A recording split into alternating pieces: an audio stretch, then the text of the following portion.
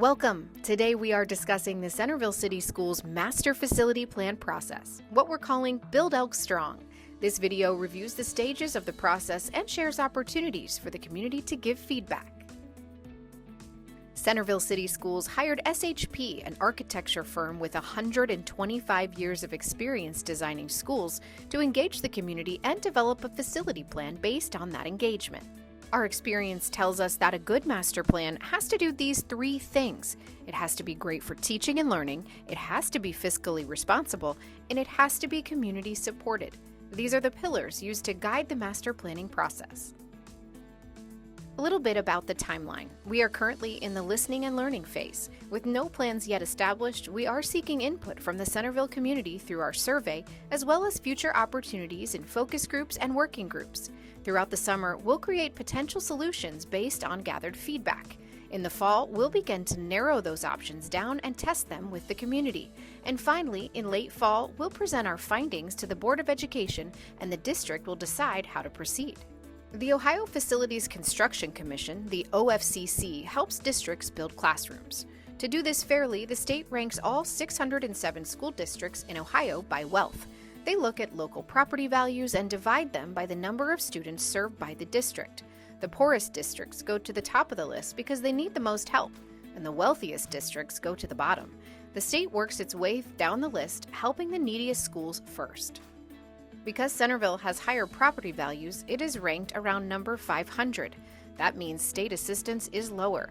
For any approved project, Centerville's local share is 82% and the state share is 18%. Now, the state knows that schools can't always wait decades for their turn, so they created the Expedited Local Partnership Program, the ELP, which allows Centerville to raise local funds to pay for approved projects today. When Centerville's official turn comes up in the state's funding line, the 18% credit goes toward those improvements. For example, if a project costs $100, Centerville pays the full $100 today, so students get the benefits immediately. Then, when it's Centerville's turn, the state applies that 18% credit toward building improvements. We don't know exactly when that turn will come because it depends on how fast the districts ahead move through the line. A little bit more about the ELPP, the ELP. There are several required steps to qualify for the 18%. First, the state pays the cost of a third-party demographer to do an enrollment projection looking 10 years into the future to project K-12 enrollment. This is underway now and will serve as a target for all of our planning efforts. In addition, the 2021 facility assessment will be updated.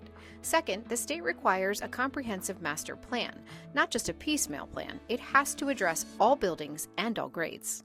Third, after Centerville decides what the master plan is, the next step is to determine the greatest need and what it can afford to do. That's called the discrete portion. Fourth, the district makes the decision whether or not to proceed. If they decide to put a levy on the ballot for the discrete portion, that is securing the local share. This chart shows a snapshot of Centerville's buildings. You'll notice the age of the buildings and other data points for each facility. To take advantage of OFCC's resources, districts are asked to follow a few rules. One is that buildings have at least 350 kids.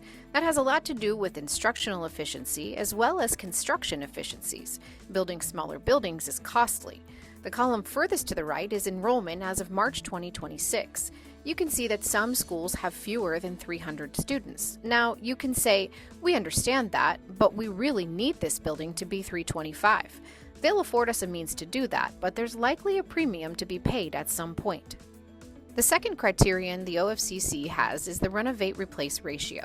5 years ago, there were facility assessments done across the district. They walked through the buildings and graded them to determine what was needed to bring them up to a like-new standard. In 2021, Magzic had a 69% rating. That means 5 years ago, to bring Magzic up to a like-new condition, the district would spend 69% of the replacement value of a new building. So again, I mentioned the OFCC rules. Another is if the renovate-replace ratio exceeds 2/3 or 67%, they would encourage the district to replace it. There are a few buildings that 5 years ago were right on that 2/3 bubble. Typically, these numbers increase over time unless there's been significant work on a building, so the updated numbers will likely be higher. It's time to get your feedback. Please visit buildelkstrong.com and take our facility survey. This information is vital for developing a solution that fits the Centerville community. You will also be given the opportunity to sign up for focus groups forming this summer. Thank you for taking the time to share your thoughts. Elk Pride never dies.